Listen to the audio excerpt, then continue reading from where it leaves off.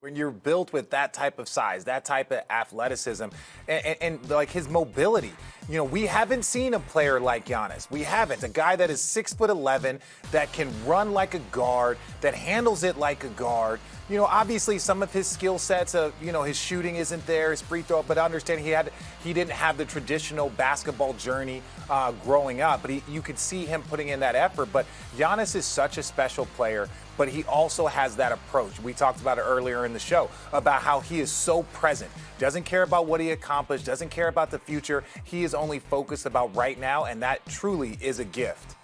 I mean, the numbers through 5 games, he's averaging over 32 points and shooting over 61% from the floor. The last player to do that in any NBA Finals was Shaquille O'Neal in 2000. And so we harken back to these conversations of last week. He needs to be more Shaq than Kobe. He seems to be doing that right now, and it seems to be the formula for their success.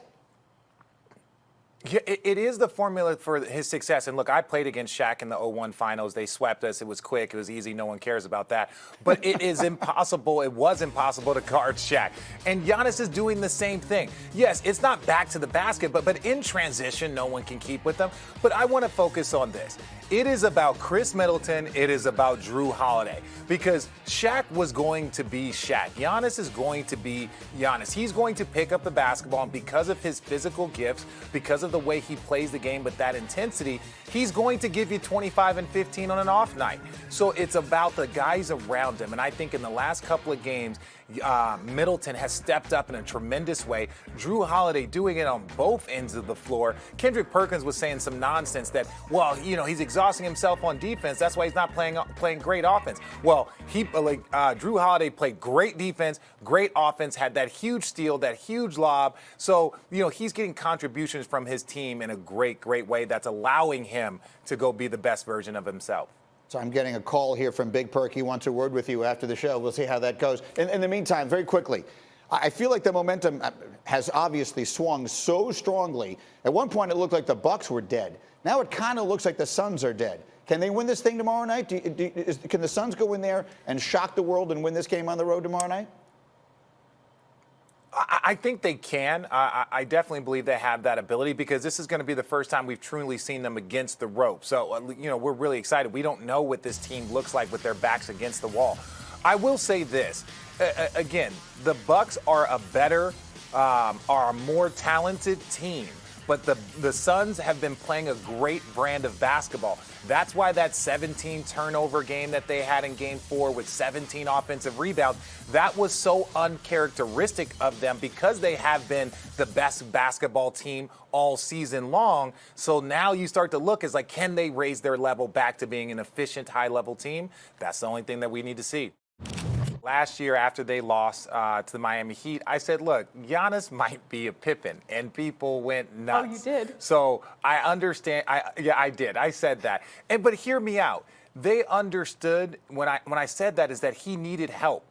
And Chris Middleton has continued to get better every single year. So Chris Middleton has turned himself into the quote-unquote Pippen to his Jordan. I thought, Giannis, because he can't shoot free throws, he can't make jumpers, he can't really, when you look at the way his skill set is, he needed a closer like the Shaq. He needed to go find his Kobe.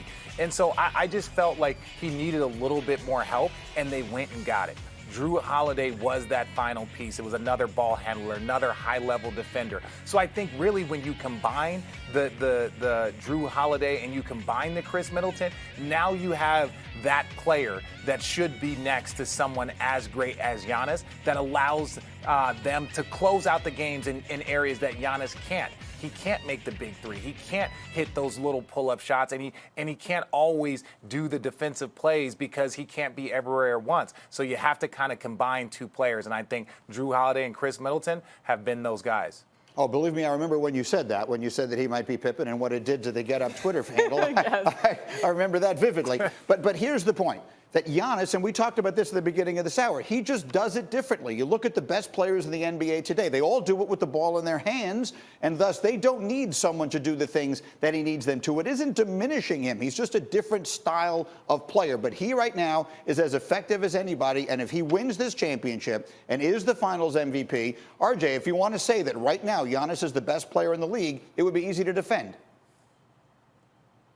Very easy to defend, but again, we can't keep doing, Kevin Durant was a half a toenail away from sending Giannis home, and everyone was saying that Giannis was the greatest, or that Kevin Durant was the best player on the planet. Now, because his shoe size is too big, Giannis goes on and wins the championship, and now it's Giannis. We gotta have we can't keep going back and forth every couple weeks about who the greatest player is, but technically we can. Yes, yeah, that's exactly what we can do. Yes. I mean, but RJ, that's what the playoffs are all about, the what ifs. So, I mean, we've always seen injuries. Yes, the what ifs are fun. That's exactly right. Well, I mean, I've made a career for 30 years out of changing my mind every few weeks, so don't knock it. It has worked for me. But it does seem reasonable, right? Again, Giannis, he can't do some of the things that Kevin Durant can do, or that Luka Doncic can do, or that a lot of other players that we talk about, that LeBron James can do. But they can't do all the stuff that he does either, and he is about to win. Well, he's one win away, Cass, from winning a championship. Absolutely. And, I mean, you can go into the conversation of discrediting whatever kind of style, if it fits this type of style of basketball we're seeing. You were mentioning earlier the article you read about just how he's bringing the old game into the new. Yeah. And I just think Giannis, what we're seeing right now is chemistry. To your point, RJ, of that big three. On this play alone, I mean, Drew Holiday didn't want to make that pass, but Giannis was calling for it all the way in the backcourt. And he said after the game that, it probably wasn't the smart basketball play, but he went up to Drew after the game and thanked them. And so what can we expect from Drew Holiday in Game 6? He said he called his shooting in Game 5 an added bonus, but what he has given consistently is pressure on defense against that backcourt and distributing the ball like that pinpoint pass. I mean, that was a perfect pass to Giannis there. Thank you for watching ESPN on YouTube. For live streaming sports and premium content, subscribe to ESPN+.